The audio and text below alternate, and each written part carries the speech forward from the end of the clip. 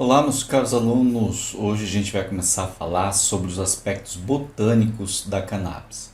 Então, a cannabis é uma planta com uma rica história e uma vasta gama de usos. E hoje vamos explorar os seus aspectos botânicos e mergulhar na morfologia das flores e variedade dessa planta fascinante.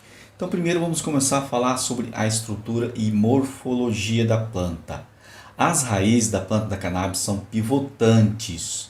Então ela tem uma raiz principal que se aprofunda para baixo e as raízes secundárias que vão se estender lateralmente a essa raiz pivotante. O talo da planta é verde, fibroso e não lenhoso. Então isso fornece uma estrutura para a planta se manter fixa, em pé. E os talos têm um sistema vascular que facilita a troca de nutrientes entre as folhas e as raízes. Nos talos existem os nós, onde as folhas nascem.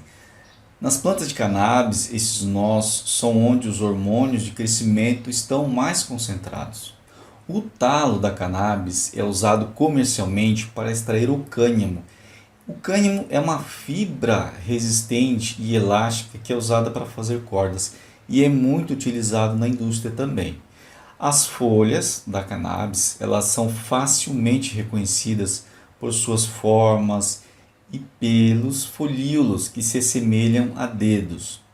E as folhas da cannabis possuem ainda uma característica específica, que são as células simples, e as bordas das folhas são cerradas.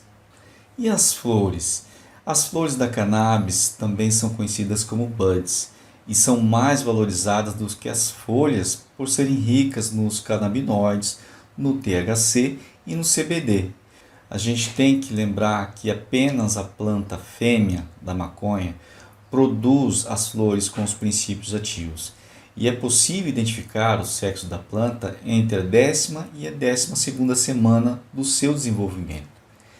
Para garantir a produção das flores, é essencial evitar a presença de plantas macho no mesmo ambiente, pois podem comprometer a produção do princípio ativo e, consequentemente, toda a colheita. Existem diferentes cepas ou raças ou variedades de cannabis, e essa variedade genética ela resulta em flores com aparências e concentrações de canabinoides distintas. Então, para cada variedade existente, existe uma concentração diferente. E a genética da planta é determinada para muitas características, inclusive a densidade dos buds, que são as flores que contêm o princípio ativo. Independente da variedade, as flores de cannabis possuem uma estrutura em comum que pode ser observada a olho nu. Então não é necessário nenhum aparelho especial para conseguir observar as flores. Os chamados buds são formados por cálices, caule, pistilo e tricomas, sendo os tricomas são resinas cristalizadas e pegajosas que contêm os princípios ativos, o terpeno, os canabinoides e os flavonoides. Então, todos esses compostos são fundamentais para os fatores positivos da planta, já que vão interagir com o sistema endocannabinoide no corpo humano. Esse é um capítulo que a gente vai ver mais para frente. E os tricomas? Então, os tricomas são estruturas microscópicas que estão presentes na planta de cannabis, em toda a planta. E eles são responsáveis pela produção dos canabinoides, dos terpenos e outras substâncias químicas que dão à planta essas propriedades medicinais e também as psicoativas.